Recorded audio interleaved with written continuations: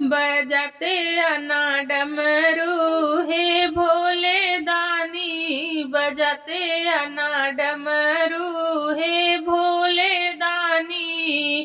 पहला डमरुआ हिमाचल में बाजे, पहला डमरुआ हिमाचल में बाजे। नचत आवे गौरा रानी हे भोले दानी, नचत आवे गौरा रानी हे भोले दानी।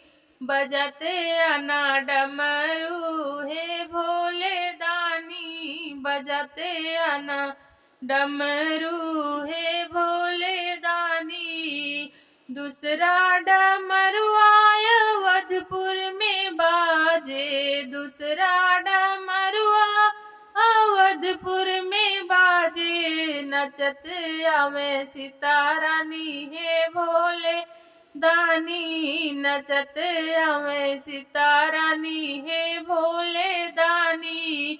बजाते आना डमरू हे भोले दानी, बजाते आना डमरू हे भोले दानी। तीसरा डमरू क्षीर सागर में बाजे, तीसरा डमरू क्षीर सागर में बाजे।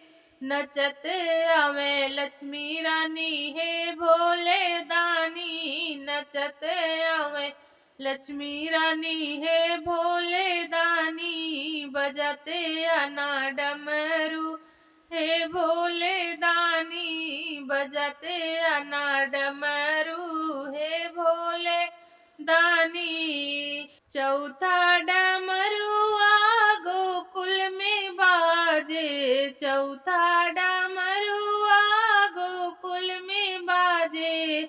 नचत आवे राधा रानी हे भोले दानी, नचत आवे राधा रानी हे भोले दानी। बजाते आना डमरू हे भोले दानी, बजाते आना डमरू हे भोले दानी।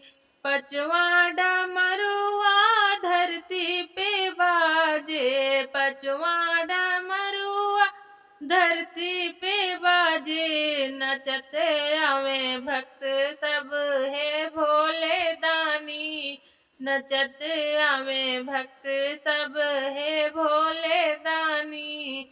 बजाते आना डमरू हे भोले दानी, बजाते आना डमरू